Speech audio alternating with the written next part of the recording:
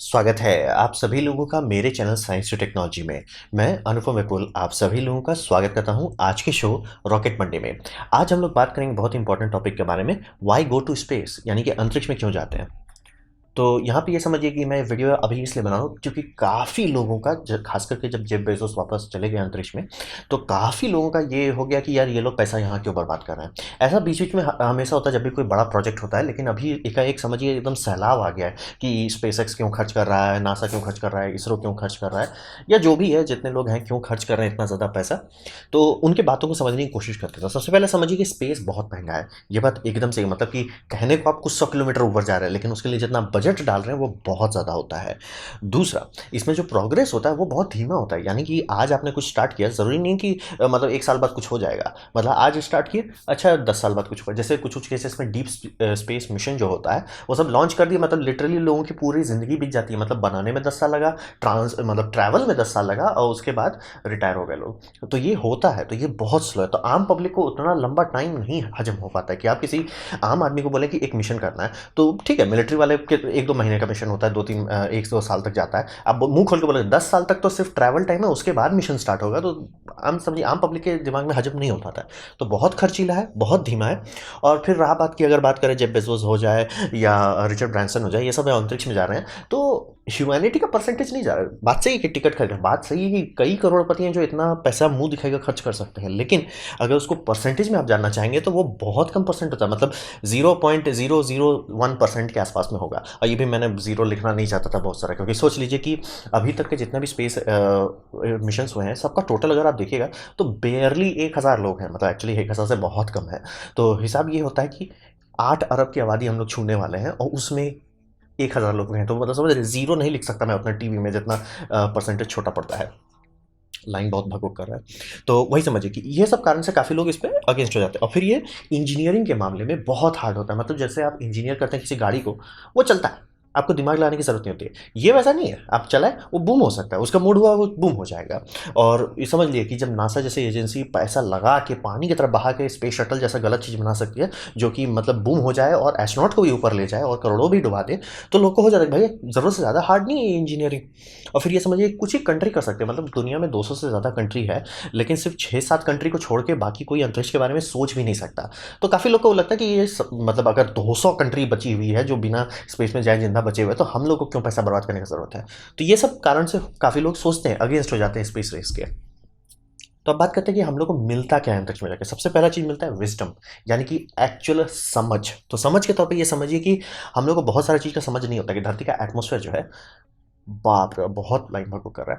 तो मतलब धरती का जो एटमॉस्फेयर है वो कितना थिन है, ये समझ में नहीं आएगा जब तक आप अंतरिक्ष में जाके नहीं देखोगे कि भैया धरती का एक छोटा-सा लेयर है, वो मतलब एटमॉस्फेयर है, तो उसका अंडरस्टैंडिंग नहीं होता है। और कई बार कई सारे पॉलिसीज़ को बनाने के लिए, अप्रूव कराने के लिए आपको पब्लिक को सेल करना पड़ता है।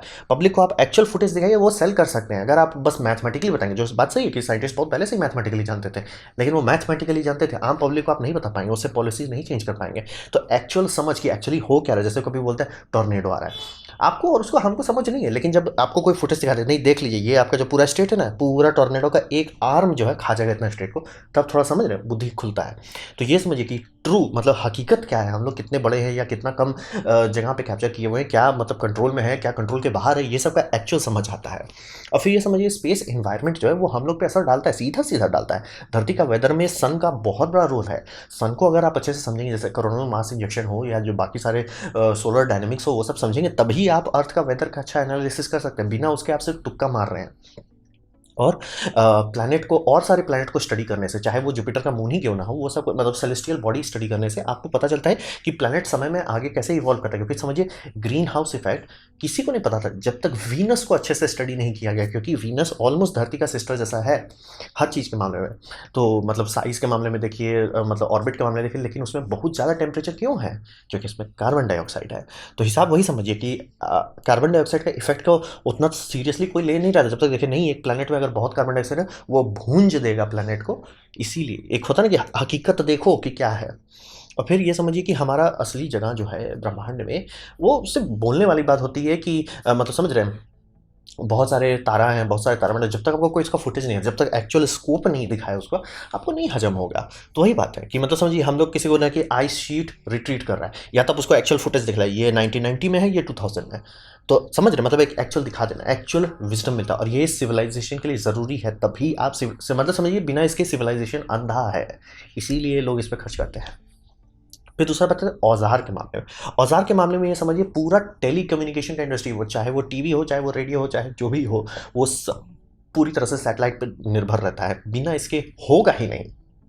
और अभी जैसे जो भी चीज़ का शिपिंग होता है, ट्रांसपोर्ट होता है, वो सब बहुत रिलायबल हो गया। ऐसा क्यों? क्योंकि हमारे पास रिलायबल ग्लोबल नेविगेशन है, यानी कि कई अरबों का जो मतलब समझिए पूरा अमेजोन ही नहीं होता अगर जीपीएस ठीक से नहीं होता। जीपीएस से मतलब समझिए एयरलाइंस रहता है कि हाँ यहाँ से उड़े नहीं, यहाँ से पहुँच जाएंगे, और ये हो चुका है पास में। जीपीएस जब तक मिलिट्री के लिए ही सिर्फ रखा गया था, प्लेन दूसरे देश के बॉर्डर में घुस गया, क्योंकि मतलब जो इनर्शियल नेविगेशन सिस्टम होता है उतना एक्यूरेट होता नहीं, आप ड्रिफ्ट कर सकते हो, और मतलब कुछ 100 किलोमीटर आप ड्रिफ्ट करोगे, आप दूसरे देश के बॉर्डर के घुस जाओगे, गलती से मिलिट्री बेस के ऊपर से गए, मिलिट्री को फायर करना पड़ेगा। ये हो चुका है। तो समझ लिए जीपीएस हमारे लिए ऐसा चीज़ नहीं है कि वो एक लग्जरियस ऑप्शन है, वो ज़रूरी है।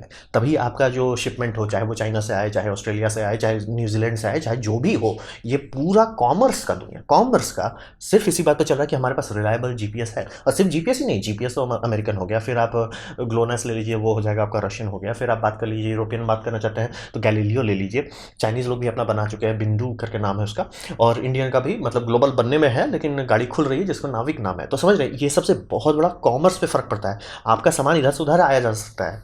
तो ये एक ऐसा चीज़ है जो आप और हमें सीधा फर्क पड़ता है। टेलीकम्युनिकेशन सीधा फर्क पड़ता है, नेविगेशन सीधा फर्क पड़ता है। वेदर रिपोर्ट इससे पहले मतलब सैटेलाइट के सब के होने से पहले हम लोग सिर्फ गेस मारते थे, मतलब ग्राउंड स्टेशन से लेके। अब ग्राउंड स्टेशन सिर्फ एक एरिया देख सकता है, कितना बड़ा एरिया, मतलब अगर अच्छा ग्राउंड स्टेशन है, अच्छा रेडार के साथ है, थोड़ा सा एरिया देख पाएगा, हाइट में थोड़ा देख पाएगा। सैटेलाइट पूरा का पूरा एरिया देख लेगा, और जियो स्टेशनरी में तो पूरा धरती को एक ही शॉट में देख लेगा। तो समझ लीजिए वेदर का एक गेस करते थे, और अब इतना प्रिसाइज हो गए हैं कि जब बोला जाता है कि 5 दिन तक बारिश होने वाली, 5 दिन तक बारिश होता है, छठे में नहीं होता है।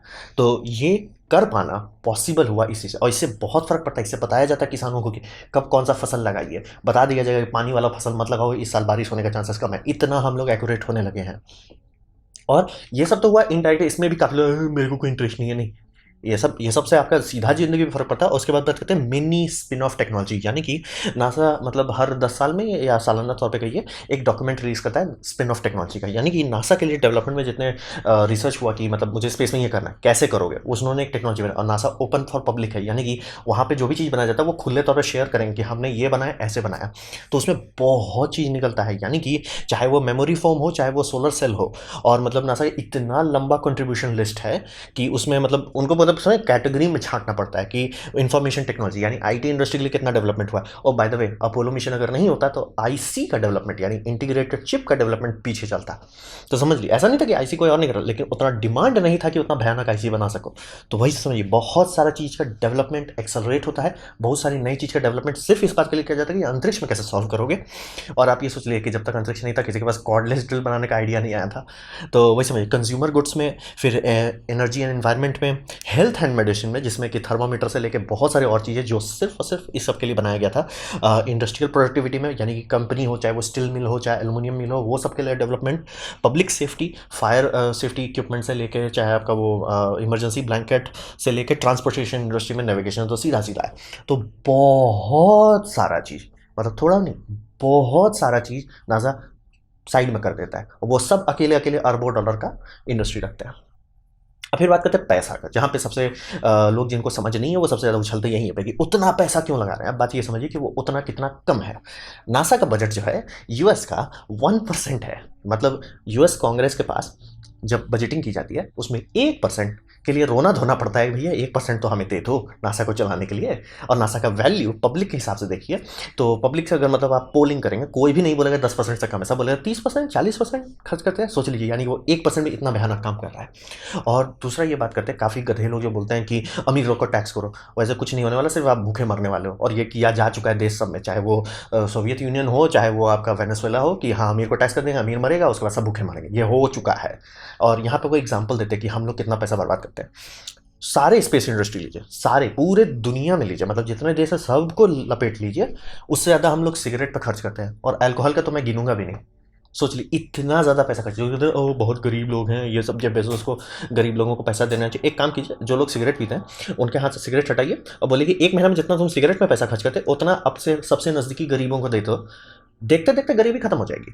तो बात वही है कि हम लोग सिगरेट पे पैसा उड़ा सकते हैं, अल्कोहल पे पैसा उड़ा सकते हैं, उसके कंपेयर में स्पेस में जिससे एक्चुअली सीखने को मिलता है, एक्चुअल अंडरस्टैंडिंग आती है, एक्चुअल मतलब नॉलेज मिलता है, और टूल्स मिलते हैं, औजार मिलते हैं, जिससे और इंडस्ट्री ग्रो होती है, वो सब की जगह पे सिगरेट में तो आपको कोई शिकायत नहीं है, अल्कोहल में आपको कोई शिकायत नहीं है, लेकिन स्पेस में बड़ा शिकायत है। तो वही बोल रहा है कि जब सिंपल तौर पे ये समझिए कि अगर यूएस गवर्नमेंट 99% पैसा खर्च कर रही है अपने पब्लिक का डेवलपमेंट के लिए और उसमें भी कोई खुश नहीं हो पा रहा है, तो वो 1% बढ़ा के क्या हो जाएगा। यही समझिए, जैसे मतलब इंडियन गवर्नमेंट भी देख लीजिए, जितना बड़ा बजट बाकी सब सेक्टर के लिए है, कि मतलब हेल्थ सेक्टर, एजुकेशन सेक्टर, ये सब सेक्टर, स्पेस छोटा सा आता है, छोटा सा साइड में छोटा सा। अगर इतना बड़ा पैसा आपका कुछ नहीं कर पाता, ये छोटा सा क्या कर लेगा। तो वही हकीकत यही होता है, लोगों को समझ नहीं है कि कितना कम पैसा में स्पेस चल रहा है। मतलब जितने में मतलब एक सिंपल जोक बनाया गया था रिसेंटली, जो कि काफ़ी ट्रू था, कि आप इंडिया में आइए, इंडिया में आप मार्स में प्रोब भेज दीजिए, या तो आप मार्शियन का एक पिक्चर बनाइए। सोच लीजिए इतना बड़ा अंतर है। रियल स्पेस प्रोग्राम में बहुत पैसा नहीं लगता है, और जितना वो प्रॉफिट लाता है उसके मामले से तो फ्री का चलता है ये।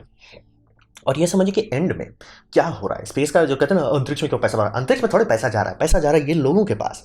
ये लोग हैं जैसे आप और हम हैं, इनके हैं, ये लोग हैं, इनके परिवार हैं, ये लोग पैसा कमाते हैं, टैक्स भरते हैं, ग्रोथ होती है कम्युनिटीज़ की। तो ये लोग का भी तो जॉब है, आप इनके जॉब के पीछे क्यों पड़े हैं।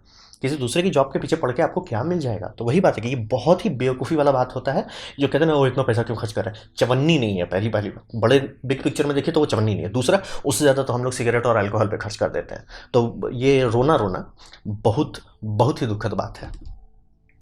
अब बात करते हैं भविष्य में क्या होने वाला। तो ये समझिए कि यहाँ पे इंसानियत का जो भी कुछ भी अच्छा बुरा आने वाला और जो हो चुका है, सब एक ही जगह पे है। यानी कि अगर धरती कल को बुम हो जाता है, सब के सब चले जाएंगे, काम खत्म, दी एंड, बोरिया बिस्तर पैक करो, काम खत्म। और यहाँ पे समझिए कि हम लोग एक बुरा दिन है, मतलब एक बुरा दिन होगा, इंसानियत एक्सटिंक्ट हो जाएगी सीधे सीधे तौर पे। और नेचर के मामले में काफ़ी लोग नेचर को अंधविश्वास के तौर पर, ओ नेचर अच्छा है, नहीं नेचर का ऐसा ऐसा रूप है, स्वरूप है, जो मूड खराब हुआ तो पूरा पृथ्वी का सारा बायोस्फीयर को उड़ा डालेगा और इंसानियत कुछ उसमें डेंट भी नहीं डाल पाएगा। एग्जाम्पल के लिए, कभी धरती को मूड हो गया, समझ रहे, थोड़ा मूड उसका बिगड़ गया, अब वो छींक दिया सुपर मैसिव वॉल्केनो। हम लोग कहते हैं ना इंसानियत काफ़ी स्पीसीज को एक्सटेंड कर रहा है, और ये सुपर मैसिव वॉल्केनो समझिए मतलब हमारे हिस्ट्री में 4-5 बार फूट चुका है। ये इतना ज़्यादा एनर्जी रिलीज करता है और इतना गंदे तरीके से प्लैनेट की बायोस्फीयर की बैंड बजाता है कि बायोस्फीयर में अगर 100 टन था, वो 2-3 टन ही छोड़ पाएगा। मतलब एकदम ऑलमोस्ट सारे लाइफ को एक्सटिंक्ट करता है। और ये रेगुलरली होता है, ये ऐसा चीज़ नहीं कि कभी होगा, नहीं नहीं, ये फिक्स है घड़ी के तौर पे। जैसे जो कहते हैं ना फॉल्ट लाइन में अगर आप रह रहे हो, आज नहीं तो कल भूकंप आएगा। हाँ, ये हो सकता है कि एक साल नहीं आया या दूसरे साल नहीं आया, लेकिन आएगा तो ज़रूर। तो वही ये सुपर मैसिव वोल्केनो एक ठो अगर फूटा, एक ठो, बहुत सारे हैं बाय द वे, एक ठो अगर फूटा, गए, bye bye, the end, the end, इंसानियत का बैंड बच जाएगा। फिर एस्ट्रॉइड जो कि आता ही रहता है, ऐसा भी चीज़ नहीं कि जो कभी हो सकता नहीं, आता रहता है। ये सब में से एक भी एस्ट्रॉइड जो कि ऑलमोस्ट रशिया पे भिड़ने पे आ गया था, ये फुटेज वहीं का है। ऑलमोस्ट अगर वो शहर पे गिरता, वो शहर हट जाता मैप से। मतलब फिर हम लोग को सही में समझ आता है कि न्यूक्लियर बम, जो हम लोग कहते हैं न्यूक्लियर बम, न्यूक्लियर बम चिल्लड़ छुट्टा है, पड़ाका है, मिर्ची पड़ाका जो फोड़ते हैं। सुपर मैसिव वोल्केनो तो बोलेगा भाई चलो हटो हटो, बड़ा है न्यूक्लियर बम वाले। और ये सब तो सीधे सीधे शहर का शहर उड़ा सकता है, छोटे वाले, बड़े वाले आ गए तब तो पृथ्वी ही हटा देगा। और फिर कॉस्मिक गामा रे बस्ट, ये लाइट स्पीड पे चलने वाला चीज़ है, तो हम लोग को पता भी नहीं चलने वाला कि यह कब फोड़ देगा। तो हिसाब ये समझिए कि पूरी इंसानियत एक जगह पे, एक कंचे में है, जिसे हम लोग कहते हैं पृथ्वी। अगर कुछ भी हुआ, धरती का ही मूड खराब हो गया, या कोई एस्ट्रॉइड को बड़ा प्यार करने का मन आ गया, हम लोग गए सीधा सीधा बोरिया बिस्तर पैक करके साथ साथ चले गए। तो ये बहुत खतरनाक बात है कि अगर हम लोग अपने लाइफ को वैल्यू करते हैं, अगर हम अपने इंसानियत को वैल्यू करते हैं, तो इसको बचाने का एक ही तरीका है, इसे स्प्रेड आउट करो। यानी कि हमारे पास सेकंड होम होना चाहिए, थर्ड होम होना चाहिए, फोर्थ होम होना चाहिए। अभी सबसे आसान क्या है, अभी सबसे आसान है मून पे जाओ, मून पे एटलीस्ट फाउंडेशन लगाओ, नींव लगाओ। घर एक दिन में नहीं बनता, मून बेस भी एक दिन में नहीं बनना। सेल्फ सफिशिएंट कॉलोनी एक दिन में नहीं बनने वाला, सालों लगेंगे। लेकिन आज अगर लोग काम करने से भागने लगते कि नहीं हम नहीं करना चाहते, वो कभी आएगा ही नहीं। तो वैसे समझिए कि जैसे किसी भी देश में कोई ब्रिज बनाया जाता है, ब्रिज एक दिन में नहीं बनता, दशक लग सकते हैं, आराम से लग सकता है। रोड भी कभी एक दिन में नहीं बनता, लेकिन सालों साल हर जनरेशन उस पर मेहनत करती है, तब जाके बढ़ते बढ़ते बढ़ते बढ़ते आपके मतलब समझिए पोते लोग होते हैं कि हाँ हमारे देश में रोड है। क्यों? क्योंकि सारे प्रीवियस जनरेशन ने उसमें मेहनत किया था। वैसे समझिए अंतरिक्ष भी वैसा ही है। अगर हम लोग नहीं करते, एक बुरा दिन आएगा, और वो कभी भी हो सकता है, वो होने का, ये वीडियो अपलोड होने से पहले भी हो सकता है, ले या तो ऐसा भी हो सकता है कि आप वीडियो देख रहे हो तभी बूम हो गया। कुछ भी हो सकता है। तो अभी हम लोग बहुत फ्राजाइल हैं, एक लोकेशन पे सब चीज़ है, जैसे बढ़ेगा मून पे जाएंगे, मून पे थोड़ा सा प्रेजेंस बनाने की कोशिश करेंगे, मार्स पे जाएंगे, मार्स पे प्रेजेंस बनाने की कोशिश करेंगे, धीरे धीरे सीखेंगे, हज़ार प्रॉब्लम हो गया, लाखों करोड़ों की डेथ होगी, अरबों रुपया उड़े जाएगा, लेकिन वो सब चिल्लर छुट्टा होगा धरती के कंपेयर में, क्योंकि धरती में कितने लोग मरते हैं डेली, हिसाब लगाइए, कितना पैसा हम लोग दारू में बर्बाद करते हैं, हिसाब लगाइए डेली। तो हिसाब वही है, उस हिसाब से प्रैक्टिकली अगर आप देखना चाहते हैं, हमारे सेफ्टी सर्वाइवल के लिए ज़रूरी है कि हम लोग चांद को पकड़ें, सीखें, समझें, हैंडल करें, मार्स को पकड़ें, सीखें, समझें, हैंडल करें, क्या पता वीनस को टेराफॉर्म करें, क्या पता कुछ मतलब जुपिटर के जाके मून सब में कुछ किया जाए, बहुत सारे ऑप्शंस हैं। अगर करना स्टार्ट करेंगे तो मतलब समझ एक स्टेप लेंगे, अच्छा ये भी तो कर सकते हैं, वो भी कर सकते हैं, और सारी चीज़ कर रहे हैं। और यही समझिए कि जो लोग पैसा को बोलते हैं, सीधा उनको बोलिए कि एक काम कीजिए, दारू का इंडस्ट्री में जितना पैसा जा रहा है उसको डाल दीजिए आप इसमें, गुटखा का जितना पैसा जा रहा है वो डाल दीजिए इसमें, मतलब आपको पता भी नहीं चलेगा इसरो का बजट कितना कम है। तो यही हकीकत ये है कि ये हमारे लिए ज़रूरी है, ऑप्शनल नहीं है, नहीं तो डायनासोर की तरह पुफ हो जाएंगे। तो ये था मेरा प्रेजेंटेशन, हम लोग अंतरिक्ष जाते क्यों हैं, और क्यों मुझे बहुत ख़राब लगता है जब ये काफ़ी लोगों का रिस्पांस देखता हूँ कि सिर्फ अमीर लोग पैसा उड़ा रहे हैं। अरे वो औजार बना रहे हैं, वो औजार से कल कोई क्या करेगा वो कल को जानने दो ना। आप मतलब उनके पीछे क्यों पड़ रहे हो, और रहा बात बहुत पैसा आप बर्बाद करते हो अपने लाइफ में, बाकी को तो छोड़ ही दो। तो ये था मेरा प्रेजेंटेशन, हम लोग अंतरिक्ष में क्यों जाते हैं। उम्मीद करता हूँ आपको अच्छा लगा, कुछ सीखने मिला, कुछ समझ आया, इसीलिए मैं कहूँगा लाइक कर दीजिए, नहीं अच्छा लगा, नहीं पसंद आया, कोई बात नहीं, मैं कहूँगा डिसलाइक कर दीजिए, मैं कहूँगा डिसलाइक 2 बार दबाइए, उससे मुझे पता चलेगा कितना ना पसंद हुआ है। मैं आपसे कहूँगी कमेंट लिखें, मैं हर कमेंट को पढ़ने की कोशिश करता हूँ। आपसे कहूँगा सब्सक्राइब कीजिए, बेल दबाइए अगर आप फ्री हैं तो। आपने मेरा वीडियो देखा, चैनल को मुझे बहुत खुशी हुई। धन्यवाद।